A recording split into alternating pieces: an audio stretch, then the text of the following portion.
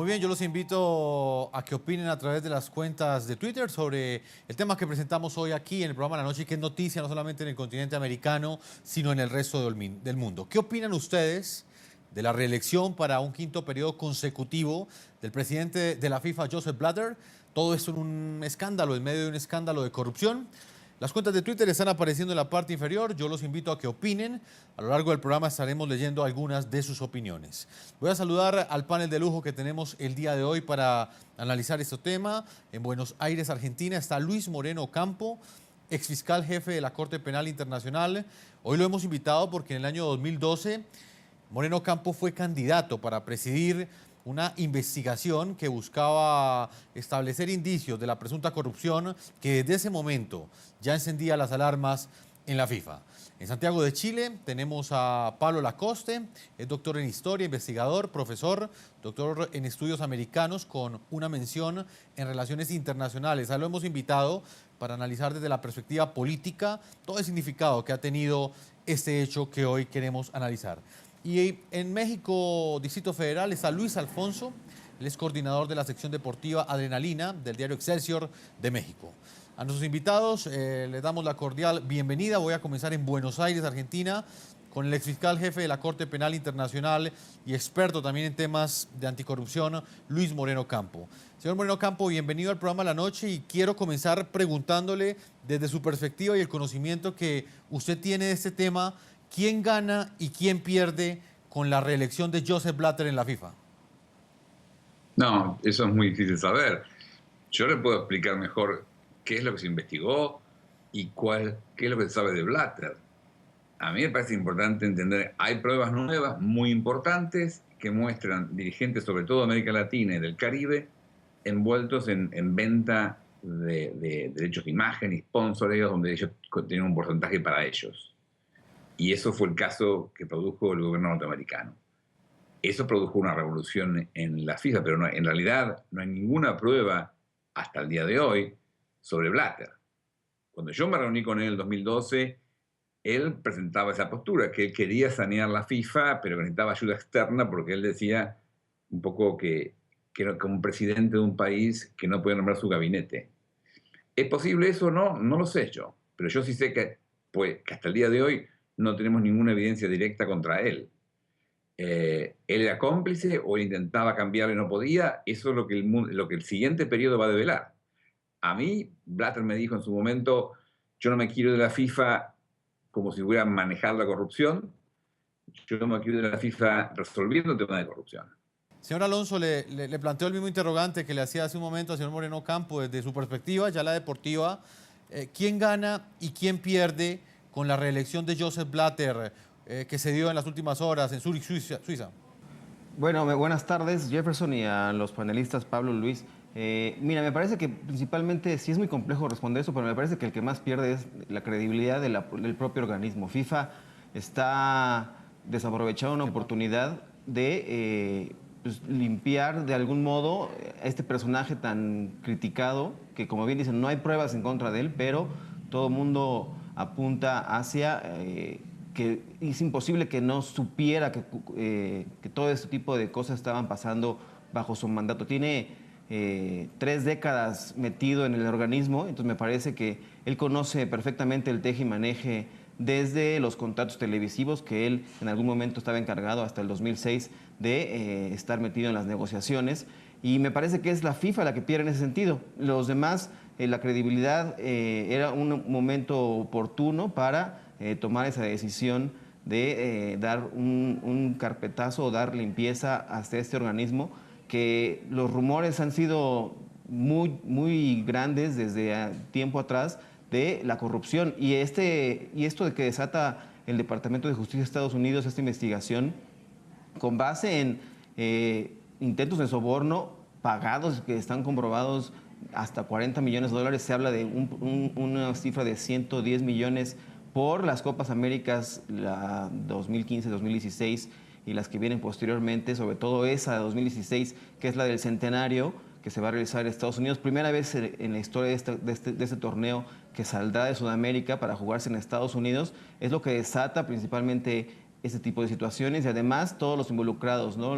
Dos vicepresidentes del organismo arrestados en Zúrich previo a la celebración de este congreso. Ajá. Pues me parece que, respondiendo un poco a esta pregunta, es FIFA la que pierde. La verdad es que la afición, la gente que quiere ver fútbol, no podemos decir que el fútbol está perdiendo porque después de todo se acaba de inaugurar la Copa del Mundo Sub-20 en Nueva Zelanda, los partidos siguen su marcha en todo el mundo, la afición sigue ahí metida, a pesar de todos los problemas que hay problemas de violencia, hay problemas de arreglo de partidos, que ese es otro tema aparte que podríamos tocar en otro programa, pero me parece que los ratings, los niveles de audiencia de los mundiales han ido creciendo y por eso esto es un negocio multimillonario y en ese sentido, más que nada es la credibilidad, porque el negocio está ahí. Si los patrocinadores hoy en día que están poniendo presión al organismo dicen que van a retirar su firma de los campeonatos del mundo, me parece que habrá otros que estén interesados en meter su dinero. Alonso. Entonces, ya ocurrió con Mastercard cuando se retira, Visa lo hace ahora. Entonces, el principal perdedor desde mi punto de vista es el organismo y que sigue siendo señalado como corrupto. Alonso, ¿usted cree que Joseph Blatter podrá liderar ese cambio o terminará cayendo como uno de los responsables de esos actos de corrupción en el corto plazo? Difícilmente, bueno, creo que se va a empeñar, me parece, en este último periodo que le queda, porque no creo que le alcance la vida para tener otro más. Tiene 79 años. Quizá ahora sí busque limpiar el organismo, pero igual se lleva a la tumba todos los secretos que tiene guardados. Por algo, tantos intereses, 130, ¿no? Por eso tuvo esta cantidad de votos ahora. Las confederaciones lo siguen apoyando, las asociaciones en todo el país tienen el apoyo de África, tienen el apoyo de Asia. Me parece que no creo que vaya a haber limpieza en este último periodo del suizo al frente del organismo. Quizá habrá algunos esfuerzos, porque él dice que son individuos los que han cometido esta suciedad en el organismo. Entonces, sinceramente, no creo que vaya a ocurrir algo extraordinario con Joseph Blatter al frente, porque si no lo ha hecho en 17 años, no lo va a hacer en estos últimos 4, me parece. Permítame, regreso a Santiago de Chile con Pablo Lacoste. Él es doctor en Historia, investigador, profesor doctor en Estudios Americanos con una mención en Relaciones Internacionales. Con él vamos a analizar el trasfondo político que tiene este hecho. Señor Lacoste, ¿cuál es su opinión? ¿Quién gana y quién pierde con esta reelección de Joseph Blatter? Y se lo pregunto porque horas antes de esta reelección hubo diferentes líderes mundiales como David Cameron, el primer ministro inglés, quien había pedido o había opinado que no le convenía a la FIFA que continuara Joseph Blatter. Y por el otro lado estaba el presidente Vladimir Putin de Rusia, que pensaba exactamente lo contrario. ¿Cuál es su opinión? Mire, lo que se consolida es la FIFA como estructura de poder autónomo de los estados nacionales. Esto me hace acordar un poco el papel que tuvo el poder clerical en su época, que articuló un poder que sobrepasaba el poder de los reyes, que tenía delegados en todos los países, y que los reyes, para poder gobernar, tenían que estar en comunión con el obispo. Si el obispo lo excomulgaba, el rey perdía su poder, o si el obispo lo bendecía, el poder del rey subía. Esto es lo que está ocurriendo ahora. Entonces hay gobiernos débiles que quieren legitimarse con el apoyo del gran espectáculo del fútbol, poderes judiciales que detectan corrupción pero no la pueden decir o son cuestionados y denuncian esa corrupción por el tremendo poder que tiene esta especie de cofradía internacional de los que manejan el poder de la FIFA. El punto central es que acá ha habido una mutación de lo deportivo al espectáculo.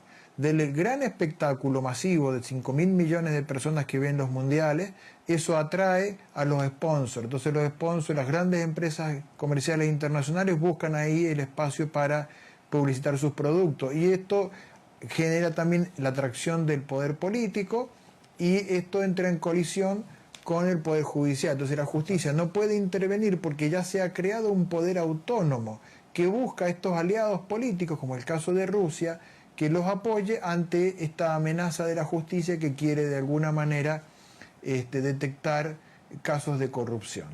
La FIFA trata de desprenderse del poder de los países. Lo ideal para ella es lograr lo que logró la Conmebol en el caso de su sede, que no puede ser allanada en Paraguay ni por la policía ni por la justicia, porque tiene un estatus que lo pone por encima de las leyes de los países.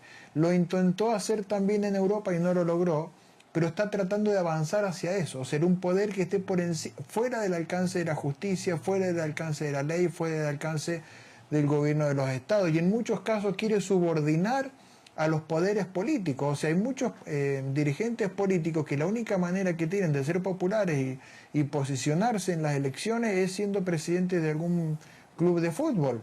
O sea, tienen que estar, es la manera que tienen de sintonizar con los pueblos. Esto le ha dado un enorme poder, ese poder le ha dado sensación de impunidad, y entonces aparecen estos casos escandalosos, y cuando la justicia los quiere examinar, ellos obviamente se abroquelan, se bunkerizan, se enrocan sobre sí mismos y tratan entonces de salvaguardar el enorme poder cada vez más grande que tiene como institución internacional. Señor Lacoste, aunque el gran escándalo que sacude a la FIFA por presuntos hechos de corrupción trascendió a la geopolítica mundial en medio de la puja frente a la reelección, como finalmente se dio del presidente de la Federación Internacional, Joseph Blatter, sin duda el continente americano es el principal foco del golpe judicial que está propinando la justicia estadounidense al órgano rector del fútbol. Los presidentes de las asociaciones nacionales de los 10 países que conforman la Confederación Sudamericana de Fútbol habrían, según la investigación, acordado un soborno por $100 millones para la adjudicación de los derechos comerciales de las próximas 4 ediciones de la Copa América. Esto es realmente la Copa Mundial del Fraude, y hoy estamos sacándole a la FIFA una tarjeta roja. Con estas palabras, el jefe de la División Criminal del Servicio de Impuestos Internos de Estados Unidos resumió la acción judicial con la que la Fiscalía estadounidense aseguró haber descubierto una trama de corrupción en la FIFA y que llevó a la captura el miércoles pasado en Zúrich, Suiza, de 7 directivos del máximo organismo rector del fútbol. Usaron el sistema de Estados Unidos y violaron la ley estadounidense, y planeamos llevarlos a la justicia. Los ejecutivos arrestados por la policía de Suiza hacen parte de una lista de al menos 14 personas, 5 de ellas empresarios, a quienes la Fiscalía estadounidense acusó formalmente de haber recibido o pactado sobornos que alcanzarían los $150 millones. Pagos ilegales que al parecer fueron realizados a cambio de derechos de transmisión, publicidad, patrocinio y adjudicación de sedes para torneos de fútbol. Ellos seleccionaron sobornos para apoyar candidaturas de compañías, y a cambio las compañías de mercadeo recibían estos valiosos contratos y frecuentemente llevaban decenas de millones de dólares en ganancias para promover un torneo en particular. Son 47 cargos los imputados, entre los que están incluidos lavado de dinero, crimen organizado y fraude electrónico. Según el Departamento de Justicia, estos supuestos delitos fueron concertados en territorio estadounidense e implicaron el uso de los sistemas financieros del país. De ahí que Estados Unidos haya pedido la captura para proceder al pedido de extradición de los acusados. Este gran escándalo que sacude a la Federación Internacional de Fútbol tiene como protagonista al continente americano. En su escrito acusatorio, la Fiscalía estadounidense señala que la empresa de mercadotecnia deportiva Datisa acordó pagos por valor de $100 millones con las 10 asociaciones que integran la Confederación Sudamericana de Fútbol Conmebol. Soborno que presuntamente tenía como fin adjudicar los derechos comerciales de las próximas ediciones de la Copa América. Datisa acordó el pago de $100 millones en sobornos a los funcionarios de la Conmebol, todos ellos también dirigentes de la FIFA, por el contrato en 2013 de la Copa América, 20 millones por la firma y 20 millones por cada una de las 4 ediciones. Precisamente entre los 7 capturados en Suiza está un actual presidente de una federación nacional que hace parte de la Conmebol. Rafael Esquivel de la Federación Venezolana de Fútbol, actual miembro del Comité Ejecutivo de la Conmebol. Al igual que a la Conmebol, el escándalo golpea a la Confederación de Norteamérica, Centroamérica y el Caribe, CONCACAF. Su presidente, Jeffrey Webb, quien también es vicepresidente de la FIFA, es otro de los detenidos. Webb es además presidente de la Federación de Fútbol de las Islas Caimán. Igual suerte corrió Eduardo Lee, presidente de la Federación Costarricense de Fútbol y miembro electo del Comité Ejecutivo de la FIFA y de la CONCACAF. Exfiscal, quiero preguntarle específicamente sobre lo que usted alcanzó a conocer, pero también le quiero preguntar en su condición de argentino, ¿cómo funciona, según esta investigación o según lo que se conoce de esta investigación, cómo funciona la corrupción al interior de Argentina? Uno de sus máximos dirigentes, que ya murió, está implicado también en estas investigaciones. Bueno, a mí me parece importante, hay dos cosas importantes acá. Una es, el caso hecho por los fiscales norteamericanos logró prueba aparentemente de que una compañía en la Argentina en realidad era forma de canalizar sobornos hacia el expresidente de la AFA. Eso es una cosa que siempre se sospechó en la Argentina y nunca se había podido discutir propiamente. En la Argentina el sistema judicial está funcionando mal, ha sido capturado por el poder político y eso tenemos un problema serio para investigar problemas de corrupción graves. Así que en ese sentido la investigación hecha por los fiscales norteamericanos es muy importante para la Argentina. Señor Luis Moreno Campo, y en lo que tiene que ver con la corrupción como tal, en este caso, ¿cómo opera? ¿Con qué tiene que ver? Específicamente, ¿cómo es el modus operandi según la primera información que se tiene? No, bueno, los datos juntados por los fiscales norteamericanos muestran grupos de dirigentes de la Conmebol y de la CONCACAF que básicamente abusaban de sus funciones con compañías que compraban derechos de transmisión o sponsoreos para venderlos, y ellos cobraban una parte de esos derechos para ellos mismos. ¿No? De 75 millones se llevan 20. Se repartían entre dirigentes de toda América Latina. Así que me parece que eso es el negocio que se muestra, una red de corrupción, aprovechando las posiciones en la Federación Argentina de Fútbol, en la Federación Regional, en la Conmebol y la CONCACAF, y también aprovechando las conexiones con la FIFA. Entonces, esto es más que la FIFA, muestra la corrupción de la dirigencia del fútbol latinoamericano y del Caribe. Luis Alonso, le preguntaba al exfiscal Moreno Campo sobre el papel que ha jugado Estados Unidos como árbitro en estas investigaciones. ¿Usted por qué cree que finalmente tuvo que ser los Estados Unidos el que arbitró sobre la corrupción en la FIFA y no fue la misma FIFA al interior que logró depurarse y logró establecer este tipo de casos y de denuncias? Bueno, me parece que aquí hay un personaje clave que hay que mencionar. Chuck Blazer, un alto directivo, el máximo de Estados Unidos, quien principalmente fungió como, pues digamos, testigo protegido, no testigo protegido, es un espía de este asunto, porque a él se le encontró, él se ha declarado culpable de alguno de estos casos de corrupción, porque él sale de CONCACAF, él era el dirigente de CONCACAF, después secretario general, después de otro mandato justamente con Jack Warner, pues él, cuando se le encuentra movimientos sospechosos, él operaba, tenía condominios en la torre de Trump, pues es cuando empieza la industria de Hacienda en Estados Unidos a detectar focos rojos, ¿no? De la CONCACAF generando amplios recursos y este hombre gastando mucho dinero, pues llama la atención su estilo de vida, y es donde, pues a partir de ahí, él se vuelve pues un testigo para el FBI, y se habla que estuvo grabando conversaciones desde los Juegos Olímpicos de Londres con altos dirigentes, y es por eso que me parece que la gente que finalmente cae en estas redadas que hubo previo al Congreso de FIFA, es porque utilizaron el sistema financiero de Estados Unidos, que bien decían, Es lamentable que estos tipos de investigaciones no ocurran en nuestros países porque también hay altos niveles de corrupción en los sistemas judiciales en América Latina, México no es la excepción, y aquí estamos hablando de un caso que con el sistema financiero de Estados Unidos se mete y es a partir de ahí que brinca y Estados Unidos pues da este golpe de autoridad. Hay quienes lo están viendo con el apoyo y respaldo de Putin, de Vladimir Putin, el presidente ruso, que es un pretexto para quitarles la sede del Mundial de Fútbol. Me parece que eso sería como un distractor.